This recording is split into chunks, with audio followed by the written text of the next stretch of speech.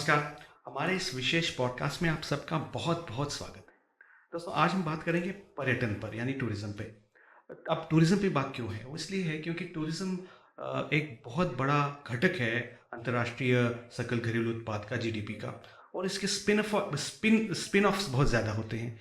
एक तो ये डायरेक्ट और इनडायरेक्ट टूरिज्म, डायरेक्ट और इनडायरेक्ट एम्प्लॉयमेंट को बढ़ावा देता है, लोगों को हमारे कल्चर से रूबरू करवाता है, लाइफ को बड़ा एनरिचिंग बनाता है।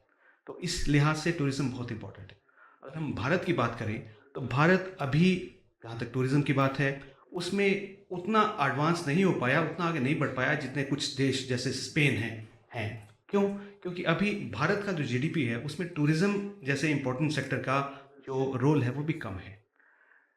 भारत बदल रहा है, भारत के टूरिस्ट अराइवल्स बदल रहे हैं, उनकी प्रेफरेंसेस बदल रही हैं, उसके साथ हमारे टूरिस्ट डिपार्टमेंट्स भी बदल रहे हैं। अगर हम इंडिया की बात करें तो नॉर्थ इंडिया से लोग छुट्टियों में साउथ इंडिया जाते हैं, साउथ इंडियंस नॉर्थ इंडिया आते हैं। पूरा एक टेम्पल सर्किट, एक रिलीजियस टूरिज्म सर्किट चलता रहता है और बहुत बड़ी संख्या में लोग जो है इससे अपना जीवन यापन भी करते हैं। हरियाणा की बात करें तो पिछले 3 दशकों में हरियाणा इंडिया के टूरिस्ट मैप पे बहुत तेज़ी से उभरा है, जिसका एक बड़ा ही जीवंत और सफल उदाहरण है सूरजकुंड अंतर्राष्ट्रीय शिल्प मेला। अब हरियाणा टूरिज्म क्या दिशा ले रहा है, क्या उसके प्लान्स हैं, और जो बदलती हुई टूरिस्ट डिमांड्स हैं, टूरिस्ट प्रेफरेंसेस हैं, उसके सामने अपने आप को कैसे ढाल रहा है, इसके बारे में आज बात करने के लिए हमारे साथ हैं हरियाणा टूरिस्ट डेवलपमेंट कॉरपोरेशन के एमडी श्री पार्थ गुप्ता। सर, आपका बहुत बहुत स्वागत है हमारे इस पॉडकास्ट पर।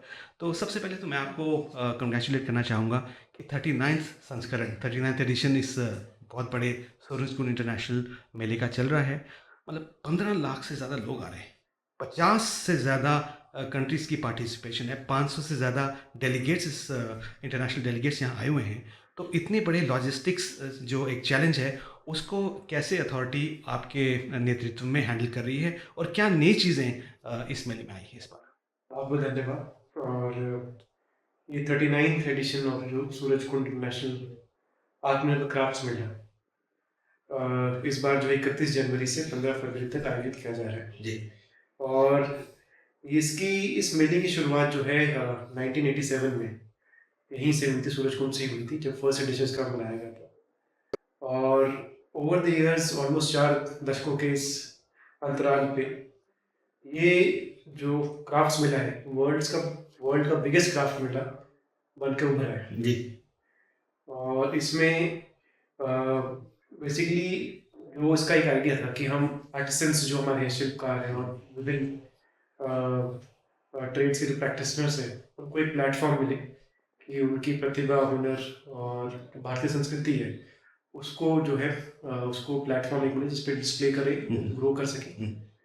और मेरे ख्याल से ये जो सूरजकुंड मेला था, जो इसकी सोच थी कि आर्टिसंस को प्रमोट करने के लिए, आर्ट एंड क्राफ्ट को प्रमोट करने के लिए जिसकी शुरुआत करी गई थी, उस अपने विजन में, मिशन में ये एक सफल जो है प्रयास रहा है। और ओवर द टाइम्स इसमें जो पार्टिसिपेंट्स थे, चाहे वो शिल्पकार हो या कल्चरल आर्टिस्ट हो, इवन लोगों की जो भागीदारी थी, फुटफॉल थी, वो इतनी ग्रो हुई है कि अब एक्चुअल में सही मायनों में एक इंटरनेशनल क्राफ्ट मेला बन गया है। इसमें अगर हम बात करें कितने स्टॉल्स इसमें लगे हैं, तो करीबन 1150 जो स्टॉल्स हैं वो इस मेले में इस बार जो लगे हैं, जिसमें विभिन्न तरह के शिल्पकार अपनी प्रतिभा, अपने आर्ट को दिखा रहे हैं। जी। और इस बार जो है इस बार हमारे जो थीम स्टेट है वो यूपी है और मेघालय है, और हमारा जो पार्टनर नेशन है वो इजिप्ट है। और करीबन जो है 20 जो है स्टेट्स यहाँ पर जो है रिप्रेजेंट किए जा रहे हैं। जी। उनके विभिन्न आर्ट फॉर्म्स, कल्चरल ट्रेडिशंस वगैरह यहाँ पे डिस्प्ले पे है, चाहे वो व्यंजनों की तरह से हो या हैंडीक्राफ्ट की तरह से हो या कल्चरल फॉर्म्स की तरफ से हो। उसी तरह इंटरनेशनल लेवल की बात करूँ तो करीबन 40 नेशंस जो है वर्ल्ड वाइड, ऑलमोस्ट सभी कॉन्टिनेंट से यहाँ पर जो है अपनी प्रतिभा का, अपनी कला का की प्रदर्शनी यहाँ पे कर रहे हैं। और इस पूरे प्रोसेस में अंतर्गत करीबन जो 100 एक स्टॉल्स जो है जी। वो हमारे इंटरनेशनल जो पार्टिसिपेटिंग नेशंस है वो लगा रहे हैं। चाहे वो अफगानिस्तान के कारपेट्स हो, या फिर अपने वेस्ट बंगाल का अपना जामदानी डिज़ाइन हो, या फिर हमारे अफ्रीकन नेशंस जो है उनकी पार्टिसिपेशन हो, वो हर तरह से जो है यहाँ पर डिस्प्ले में मिलती है। शिल्पकारों की बात करूँ तो मतलब आपको यहाँ हर तरह के वैरायटी के मिलेंगे। और सबसे इंटरेस्टिंग बात यह है कि यहाँ पर जो हमारे विजिटर्स हो रहे हैं जी। वो भी जो है ऑलमोस्ट कई लोग की इतनी लॉयल्टी है, वो ऑलमोस्ट ऐसे है कि 20-20 साल से 25 साल से वो इस मेले को विजिट कर रहे हैं। और इसके साथ ही जो हमारे आर्टिस्ट जो पार्टिसिपेट करते हैं, मेरी भी कई लोगों से इंटरेक्शन हुई, तो वो भी पीढ़ी दर पीढ़ी जो है वो यहाँ पर अपने स्टॉल लगाते आ रहे हैं। 20 साल से, 15 साल से, 30 साल से। तो वो एक बड़ा इंटरेस्टिंग सा एक वो है कि ये जो ब्रांड नेम है सूरजकुंड जी।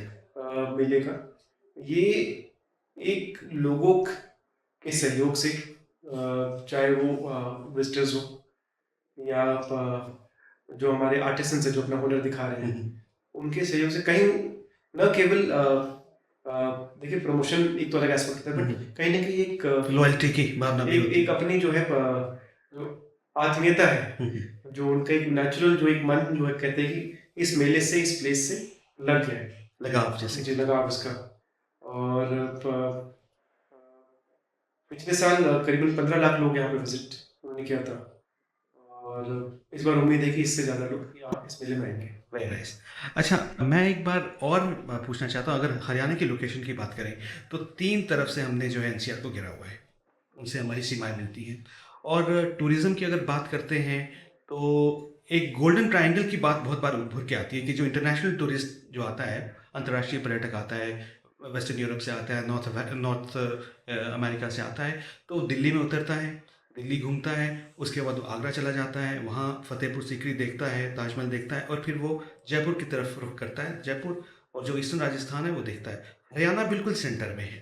तो क्या ऐसी योजनाएं आप ला रहे हैं, और क्या ऐसी चीज़ें, ऐसे इनिशिएटिव्स गवर्नमेंट ऑफ हरियाणा कर रही है कि ये जो ट्रायंगल है इसका एक स्टॉप ओवर हमारे हरियाणा में भी हो? तो इसके लिए क्या नए नए इंतजाम कर रही है, क्या नए योजनाएं हैं इसको लेके? देखिए हरियाणा जो है जैसा आपने सही कहा कि एनसीआर एरिया में जो है दिल्ली के 3 साइड को सराउंड करता है। और उसका एक जो आउटकम ये हुआ है कि हमारे यहाँ पे वीकेंड टूरिज्म जो है वो काफ़ी डेवलप हुआ है, चाहे वो गुड़गांव की साइड में हो और सोनीपत साइड में हो, तो वहाँ पर जो है जो इंडस्ट्री है वो उभर के आ रही है। बट एक जो एक अंतर्राष्ट्रीय पटल पर, टूरिज्म पटल पे एक पहचान बनाना एक हरियाणा के लिए एक चैलेंज है। और हमारे पास जो लोकेशन एडवांटेज है उसको हम लोग कैसे कन्वर्ट कर सकते हैं, ताकि हम लोग जैसे आपने गोल्डन क्वाड्रिलेटरल की बात की, तो उसमें हरियाणा का अभिन्न अंग बन सके। वो एक जो है आगे जो हरियाणा सरकार और टूरिज्म डिपार्टमेंट के द्वारा इस पे कुछ प्लानिंग चल रही है। और हमारे पास अगर देखा जाए तो कई जो हमारी स्ट्रेंथ्स हैं, हमारे पास स्पिरिचुअल टूरिज्म का एक काफ़ी अनएक्सप्लोर्ड जो है एवेन्यू है। ये आप जानते हैं कुरुक्षेत्र जो है वो महाभारत और गीता की भूमि है जी। और गीता जो है एक एक किसी एक केवल एक किताब नहीं, एक लाइफ की फिलॉसफी है। कि आप लाइफ कैसे जिए, तो उसके अंतर्गत अभी आपने पीछे देखा होगा कि अनुभव केंद्र जैसा है, एक नई जो है एक महाभारत के ऊपर एक नई क्रिएशन जो है वो कुरुक्षेत्र में करी गई है, जिसका उद्घाटन हमारे माननीय प्रधानमंत्री जी ने दिसंबर में किया था जी। और ये एस्पेक्ट जो है स्पिरिचुअल टूरिज्म का, वो हमारे पास एक अनएक्सप्लोर्ड एक एवेन्यू की तरह हमारा उभर सकता है।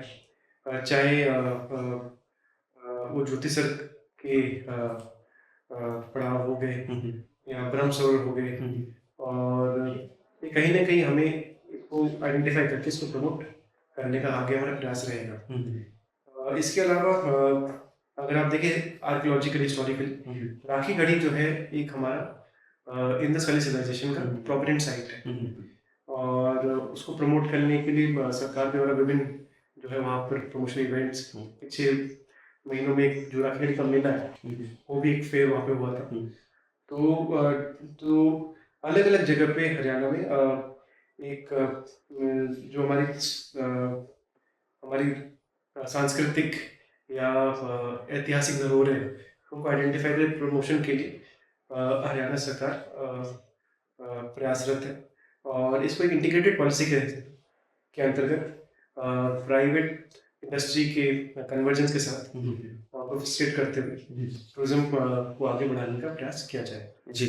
अब एक थोड़ा सा ऐसे हटके सवाल है। You are very young relatively speaking, and young people identify more with young people. तो आजकल क्या है कि जो यंगस्टर्स हैं, यंग प्रोफेशनल्स हैं, उनकी डिस्पोजेबल इनकम ज़्यादा होती है, तो they are more attracted to adventure. तो हरियाणा में बहुत जगह एडवेंचर टूरिज़्म होता है, और जो एडवेंचर टूरिज़्म है जिसमें ट्रैकिंग भी आती है, जिसमें पैराग्लाइडिंग भी आती है, बंजी जंपिंग आती है, स्काई डाइविंग आती है, इस तरह की चीज़ें जो होती हैं, तो इन सब सेक्टर्स अभी भी अनएक्सप्लोर्ड है। कि कुछ एरियाज हैं हरियाणा में, जैसे महेंद्रगढ़ है, तो वहाँ स्काई डाइविंग होती है, सीजनल स्काई डाइविंग होती है। तो इस तरह की जो यूथ रिलेटेड, यूथ सेंट्रिक जो टूरिस्ट पोटेंशियल है, उसको टैप करने के लिए कैसे गवर्नमेंट काम कर रही है? नहीं, बड़ा आपने इम्पोर्टेंट सवाल रेज़ किया।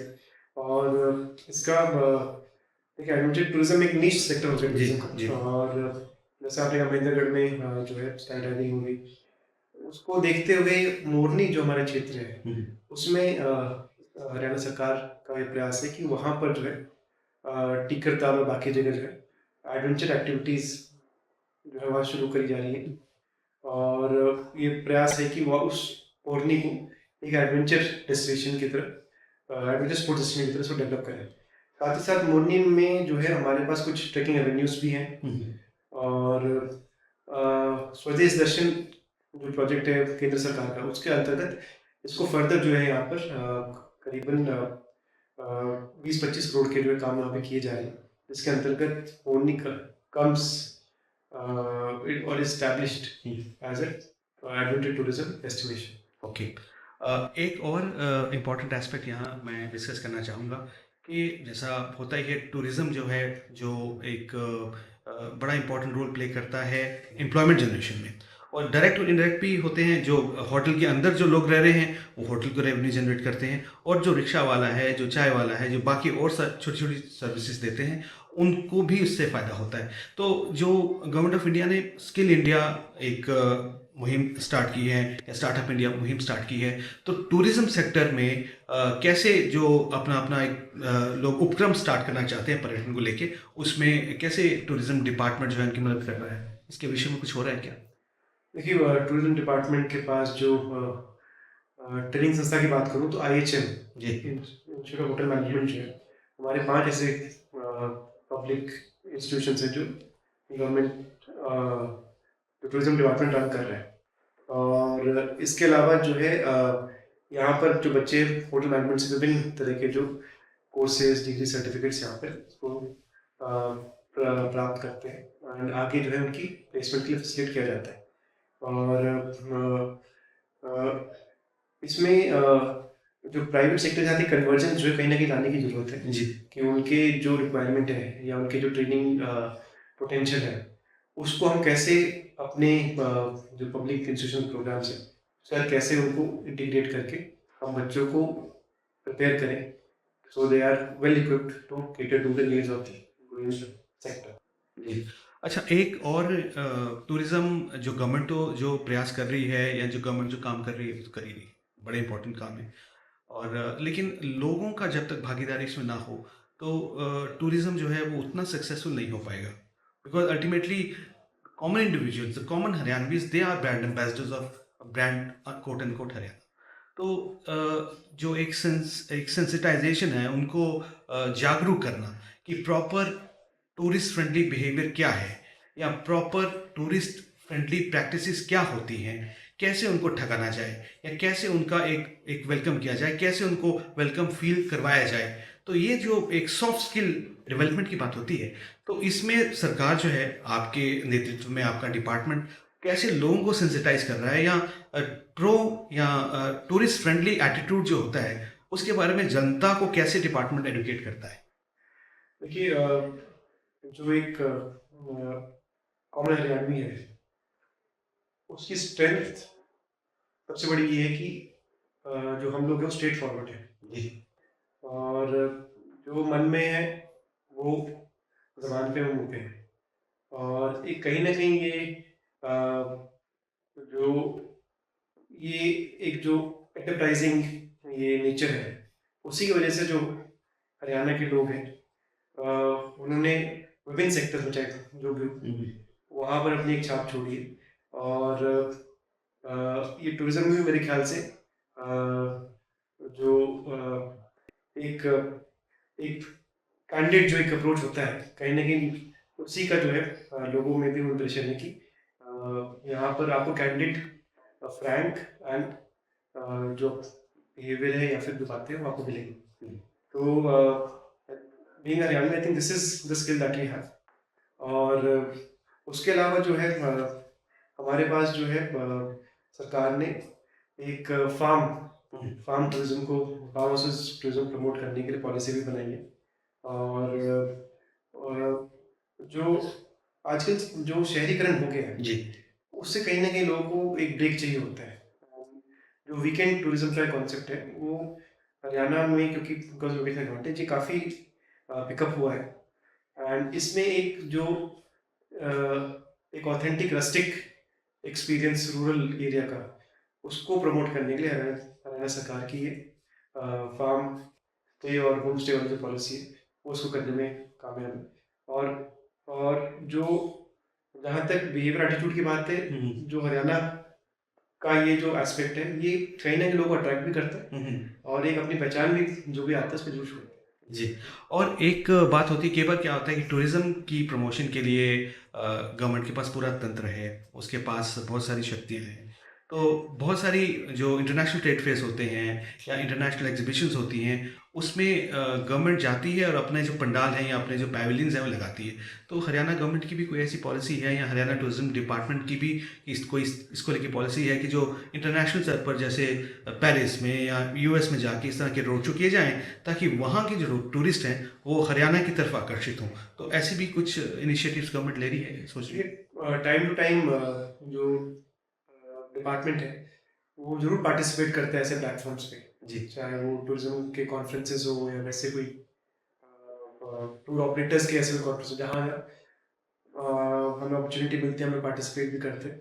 बट एक, जैसे मैंने कहा, एक प्रयास की जरूर जरूरत है कि जो इंडस्ट्री के साथ एक सिनर्जाइज करके हम लोग इस पूरे अपॉर्चुनिटी को, टूरिज्म सेक्टर की अपॉर्चुनिटी को यूटिलाइज कैसे कर पाए। वो एक चैलेंज भी, वो अपॉर्चुनिटी भी है। और मेरे ख्याल से इसमें आगे जो है इंडस्ट्री के साथ डायलॉग करके उनको ऑन बोर्ड लेके, एंड इसमें आगे हम क्या कर सकते हैं, कैसे कर सकते हैं, तो वो जरूर जो है उस अपॉर्चुनिटी एक्सप्लोर किया जाएगा। जी। और एक और प्रश्न जो आता है हरियाणा टूरिस्ट डेवलपमेंट कॉर्पोरेशन से ही जुड़ा हुआ है कि बहुत ही एक्सटेंसिव, बहुत बड़ा ये ऑर्गेनाइजेशन है। पूरे हरियाणा की अगर बात करें तो बहुत प्राइम लोकेशंस पे इसकी प्रॉपर्टीज़ हैं। बहुत सारी प्रॉपर्टीज़ जो हैं, बहुत सारे ऐसे रिजॉर्ट्स हैं जो बिल्कुल रोड साइड हैं। नीलकंठ है, ब्लू बर्ड है, स्पैरो है, गोरैया है, इस तरह के हर डिस्ट्रिक्ट में एक एक चीज़ें हैं। तो एक लोकेशनल एडवांटेज तो हरियाणा टूरिज्म को है ही इसे लेके।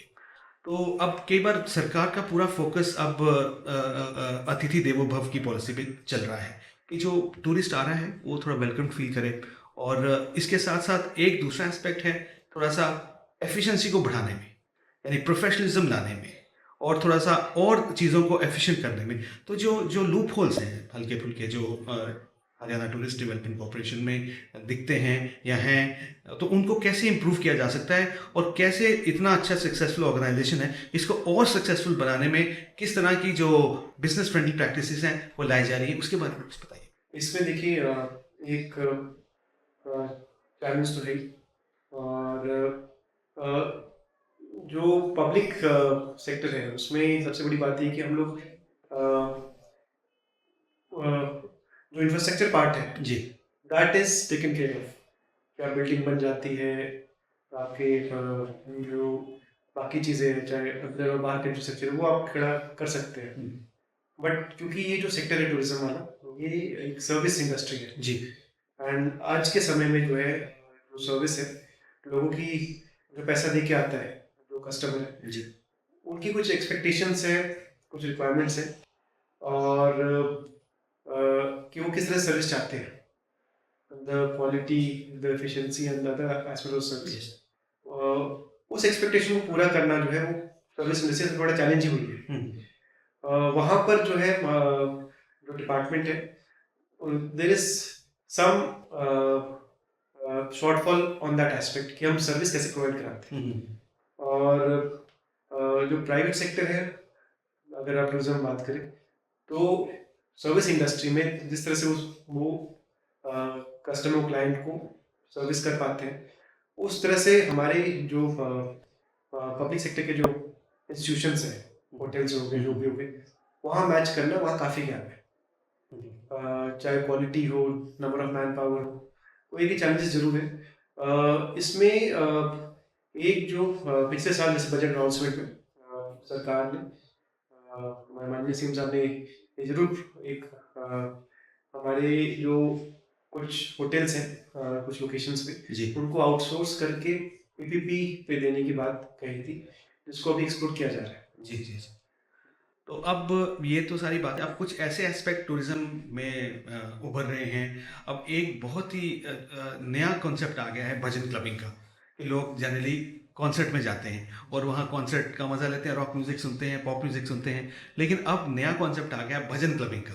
तो भजन क्लबिंग में क्या है कि बहुत सारे लोग वहाँ जाते हैं और टेक बीट पर भजन सुनते हैं, और वहाँ चाहे बुजुर्ग हों चाहे यंग हो, सारे लोग जाके आनंद लेते हैं। यानी एन्जॉयमेंट भी होती है और भक्ति भी होती है। तो एक बड़ा ही नोवेल कॉन्सेप्ट है। तो पूछना मैं ये चाहता हूँ आपसे कि अब एक नया जो एक दौर आ रहा है, या एक नई जो, जैसे टूरिस्ट प्रेफरेंस की मैंने बात की, टूरिस्ट प्रेफरेंसेस बदल रही हैं, तो अब इवेंट मैनेजमेंट की तरफ भी एक एक एक पुश टूरिज्म सेक्टर ले रहा है। तो इवेंट मैनेजमेंट जैसे एक उभरते आइडिया को कैसे अब आप भी इंक्लूड कर रहे हैं अपने टूरिस्ट प्रमोशन इनिशिएटिव्स में? देखिए, इवेंट मैनेजमेंट की अगर बात हो तो जो हरियाणा टूरिज्म है वो सूरजकुंड मेले के फॉर्म में जी। वर्ल्ड का biggest yes. Craft fair event ही है, अपना उनके इवेंट है, वो चला रहा है, जिसमें आपको कल्चरल परफॉर्मेंसेस भी है, आपको स्वादिष्ट व्यंजन भी है जो कई स्टेट्स और नेशन से आ रखे हैं, और उनके आर्टिसंस का जो क्राफ्ट है वो डिस्प्ले भी है। और इसके अलावा जो है 10-15 जो है हम लोग ऐसे फेयर्स जो हमारी सोसाइटी से सभ्यता से जुड़े हुए फेयर्स हैं अलग अलग टाइम में, उनको भी हम साल भर में ऑर्गेनाइज कराते हैं। और एक जो आपने कहा कि कॉन्सर्ट्स वाली बात, तो इसमें जो है कॉन्सर्ट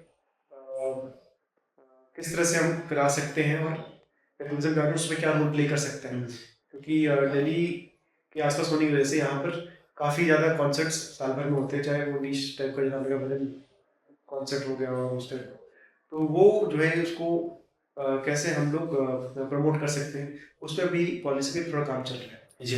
अब अंत में मेरे दो बड़े छोटे छोटे क्वेश्चंस हैं। लोग जो हैं वो आजकल आइडल वर्शिप करते हैं, यानी थोड़ा सा अपने फैंस होते हैं बड़े, किसी भी एक पर्सनैलिटी को फॉलो करते हैं और उसके हर लाइफ के हर एस्पेक्ट को ट्रैक करते हैं, और जो कहता है वो करते भी हैं।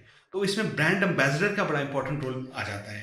तो क्या हरियाणा गवर्नमेंट कोई ऐसे ब्रांड एम्बेसडर्स को कर रही है, कुछ अप्रोच कर रही है, या कुछ ऐसा पाइपलाइन में है ताकि वो भी एक एम्बेसडर के रूप में आए और हरियाणा में टूरिज्म को प्रमोट करने में अपनी भूमिका निभाएं, ऐसा कुछ है? देखिए, अभी तो ऐसी करेंटली ऐसे कोई ब्रांड एम्बेसडर हमने भी जो है लगाया नहीं, जी। आइडेंटिफाई नहीं किया हुआ, बट आगे अगर जरूरत पड़ेगी तो हम लोग उसको एक्सप्लोर करेंगे। जी। और जैसा अभी आपने बताया, सूरजकुंड एक इस शो के सीमेंट है, हरियाणा टूरिज्म की सक्सेस स्टोरी का एक सबसे बड़ा एक उदाहरण है। और इसमें एक और बड़ा इंटरेस्टिंग एस्पेक्ट हम देखते हैं, वो ये है कि पार्टनर स्टेट जो है हर साल आती है, इस साल दो हैं, मेघालय है, उत्तर प्रदेश है। तो टूरिज़्म डिपार्टमेंट क्या ऐसा नहीं कर सकता कि किसी एक स्टेट को आइडेंटिफाई करे और उसके साथ टूरिस्ट एक्सचेंज प्रोग्राम चलाए, हमारे यहाँ के ट्रैवल एजेंट्स वहाँ जाएं और वहाँ के ट्रैवल एजेंट्स जो हैं वो हमारे एरिया में जो टूरिज़्म उसको प्रमोट करें। तो इस तरह का एक MOU between two states regarding tourism, ऐसा कुछ अपॉर्चुनिटी कुछ एक्सप्लोर कर रही है गवर्नमेंट? देखिए, आपका आइडिया बहुत अच्छा है और इसको अभी हमने एक्सप्लोर नहीं किया, बट इस पर जरूर विचार करके इस पर कार्य करेंगे। जी। तो आज देखिए कितनी अच्छी डिस्कशन पूरी हुई है पॉडकास्ट के रूप में। हरियाणा गवर्नमेंट की जो पॉलिसी है या उसकी जो अप्रोच है वो बिल्कुल नॉवेल है और इसके इसके उदाहरण हमें देखते हैं ऐसे सक्सेसफुल इवेंट्स में जो आज पूरी दुनिया में इस्टेब्लिश हो चुके हैं। मैं सूरजकुंड इंटरनेशनल क्राफ्ट फेयर की बात कर रहा हूँ और नया ज़माना है, नए युवा हैं, उनको अट्रैक्ट करने के लिए नई नई पॉलिसीज़ चाहिए और जब एक नया यंग ऑफिसर एक डिपार्टमेंट को हेड करता है तो वो आउट ऑफ द बॉक्स जाके सोच के नई चीज़ें लेके आता है और जब वो इम्प्लीमेंट होती हैं तो टूरिज़्म और आगे बढ़ता है। आशा करते हैं कि आप ये प्रोग्राम आपने देखा, आपको अच्छा लगा होगा और अब अगली बार एक नए पॉडकास्ट में आपसे दोबारा मुलाकात होगी। सर, आप हमारे इस पॉडकास्ट में आए और ये जानकारी आपने दी और अपने प्लान्स हमारे बताए, हमें बताए और एक बार फिर आपको जाते जाते सूरजकुंड इंटरनेशनल क्राफ्ट्स मेले के सफल आयोजन के लिए बहुत शुभकामनाएं। Thank you.